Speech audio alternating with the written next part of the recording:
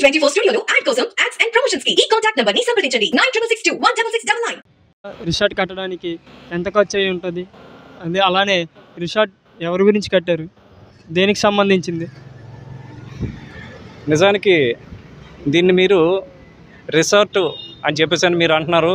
ఇది పబ్లిక్ అందరూ కూడా అనుకుంటున్నది ఏంటి అంటే, జగన్ గారు ఉండేందుకు ఇక్కడ ఒక ప్యాలెస్ తయారు చేసుకున్నారు, అక్కడ బెంగళూరులోనే ఎట్లా తయారు చేసుకున్నారో అలాగే హైదరాబాద్లో ఎలాంటి ప్యాలెస్ అయితే ఉందో అలాగే ఇక్కడ ఒక ప్యాలెస్ కట్టుకోవాలనే ఉద్దేశంతోనే ప్రభుత్వ ఆస్తిలో ప్రభుత్వ ఆదాయంతో ప్రభుత్వ సొమ్ముతో ప్రజల సొమ్ముతో ఇక్కడ ఆయన నిర్మాణం చేసుకున్నారు.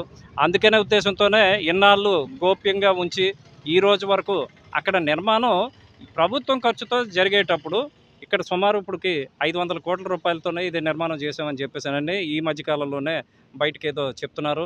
ఈ 500 కోట్ల రూపాయలు వర్క్ చేశారు అంటే ఏం లేదు, ప్రభుత్వం పని అని అనేటప్పుడు ఒక పంచాయతీలో చేసిన 80,000తోనో 50,000తో వర్క్ చేసినా కూడా దానికి ఒక టెండర్ నామినేటెడ్ వర్క్ కింద టెండర్ పిలిచి వర్క్ ప్రారంభిస్తారు.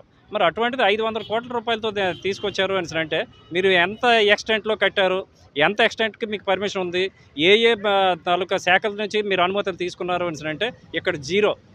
జీవీఎంసీ అనుమతులు మీకు లేవు, పర్యావరణ శాఖ అనుమతులు లేవు, అటవీ శాఖ అనుమతులు లేవు. ఇంకా చూడాలి అని అనుకుంటే ఇక్కడ గ్రావెల్ని తవ్వుకొని మీరు అమ్ముకున్నారు, సొమ్ము చేసుకున్నారు మీ కాంట్రాక్టర్లు మీ నాయకులను. ఇక్కడ 1, 2 కాదు వైలేషన్స్ అంటే పూర్తిగా ఆంధ్రప్రదేశ్ మొత్తం మీద అన్ని రకాల వైలేషన్స్ ఉన్నటువంటి ఏకైక భవనం ఏది అంటే ఇక్కడ ఉన్నటువంటి రుషికొండ భవనమే. మరి ఇంతకు మించినటువంటి దుర్మార్గమైనటువంటి అన్యాయమైనటువంటి ప్రజా సొమ్ముని దుర్వినియోగం చేసినటువంటి బిల్డింగ్ కానీ కట్టడం కానీ ఇది కానీ ఏదైనా ఉన్నది అంటే ఆంధ్రప్రదేశ్ మొత్తం మీద రుషికొండలో ఉన్నటువంటి ఈ తాలూకా భవనమే భవంతి అనే చెప్పవచ్చు. మరి ఇక్కడ భవంతిలో చూసినట్టయితే మీరు మరి కోట్లాది రూపాయలతో ప్రభుత్వం నిర్మించినటువంటి ఇది అయినట్టయితే ప్రభుత్వం తాలూకా ఇన్స్ట్రక్షన్స్ కొన్ని ఉంటాయి, నియమ నిబంధనలు కొన్ని ఉంటాయి. గవర్నమెంట్ భవంతి కట్టాలి అంటే దానికి ఈ మోతాదులో ఇది ఉండాలి, దీనికి ఎంత ఖర్చు పెట్టాలి, దీనికి ఈ అనుమతులు ఉండాలి. ఈ అనుమతులు ఏది కూడా ప్రభుత్వమే అన్ని శాఖల తాలూకా అనుమతుల్ని లేకుండా ప్రభుత్వమే అడ్డగోలుగా నిర్మాణాలు చేస్తే ఇంకా పబ్లిక్ ఎలా ఉంటారు, మీ నాయకులు ఎలా ఉంటారు, మీ కింద ఉన్న ఫాలోవర్స్ ఎలా ఉంటారు? వీళ్ళందరూ చేసేది ఇంకా దుర్మార్గమైనటువంటి చర్యలు ఉంటాయి.